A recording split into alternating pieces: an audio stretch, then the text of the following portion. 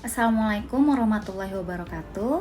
Perkenalkan, saya Surya Anjani, mahasiswa Poltekkes Kemenkes Mataram, Prodi Sarjana Terapan Kebidanan. Pada kali ini saya akan membahas tentang telaah jurnal dengan metode PICO.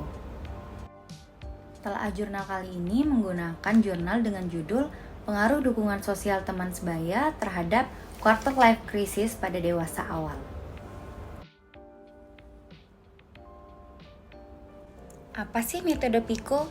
PICO adalah pendekatan sistematis yang digunakan untuk melakukan penelitian atau tinjauan literatur yang lebih fokus atau terarah. Nah, problem dalam jurnal ini adalah krisis emosional yang terjadi pada dewasa awal yang berusia 20-an ditandai dengan kekhawatiran akan masa depan dan tekanan untuk menghadapi realita kehidupan. Pada krisis ini, individu akan mengalami cemas berkaitan dengan pekerjaan, karir, finansial, dan hubungan interpersonal. Yang kedua yang akan kita bahas adalah I, yaitu intervention. Kata ini mewakili intervensi, faktor progestik atau paparan yang akan diangkat dalam penelitian. Nah, di dalam jurnal ini, interventionnya adalah melihat akan pentingnya dukungan sosial. Dalam hal ini, peneliti mengkhususkan pada dukungan sosial teman sebaya yang akan berdampak pada quarter life crisis individu tersebut nantinya. Sehingga peneliti merasa perlu adanya penelitian tentang faktor yang mempengaruhi quarter life crisis agar dapat diperhatikan oleh individu yang berada di usia 20-an sampai 30-an. Selanjutnya yang ketiga adalah C atau comparison. Kata ini mewakili perbandingan atau intervensi yang ingin dibandingkan dengan intervensi atau paparan pada penelitian. Nah, comparison dalam jurnal ini adalah berdasarkan hasil analisis diperoleh hasil bahwa ada pengaruh dukungan sosial teman sebaya terhadap quarter life crisis.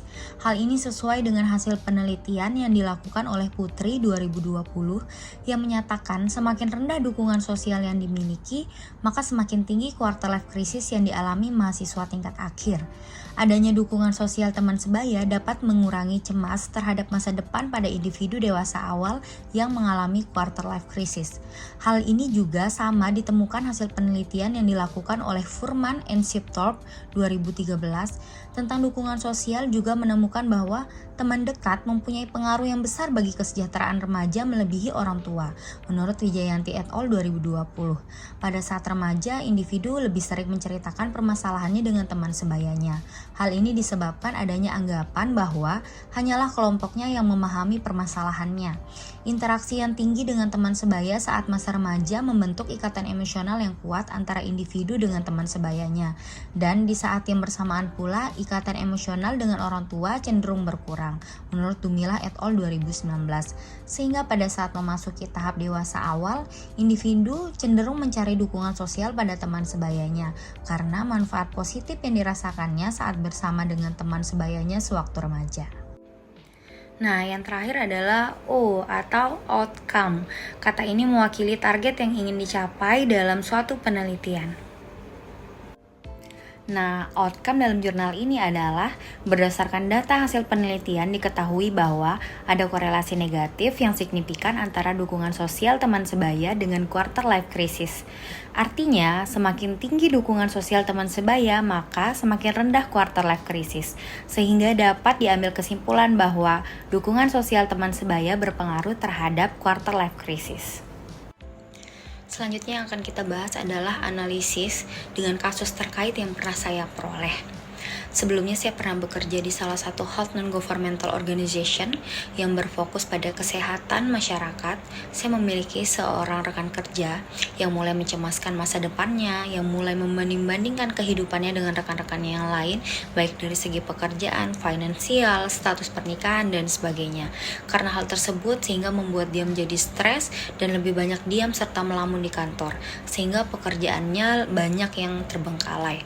Karena hal tersebut dia mulai bercerita dan kami mulai bertukar pikiran, sehingga saya mulai memberikan dia semangat, kemudian memberikan dia dukungan sosial, perhatian bahwa kita harus lebih banyak bersyukur dan dia bisa melewati semuanya. Karena hal tersebut, dia mulai bersemangat lagi dan percaya bahwa kesuksesan seseorang itu tidak sama dan datang dalam waktu yang berbeda-beda. Selanjutnya yang terakhir adalah masukan atau saran. Adanya dukungan sosial teman sebaya dapat membantu individu dalam menghadapi situasi yang menekan. Dukungan sosial teman sebaya yang dirasakan oleh individu membantu individu untuk bangkit dari keadaan stres. Pada akhirnya, dukungan sosial teman sebaya dapat membantu individu dewasa awal untuk meningkatkan kesejahteraan psikologisnya, terlebih saat berada dalam masa krisis. Sekian yang dapat saya sampaikan, kurang lebihnya mohon maaf. Semoga video ini bermanfaat untuk kita semua. Wabillahi taufiq wal hidayah. Wassalamualaikum warahmatullahi wabarakatuh. Sampai ketemu lagi.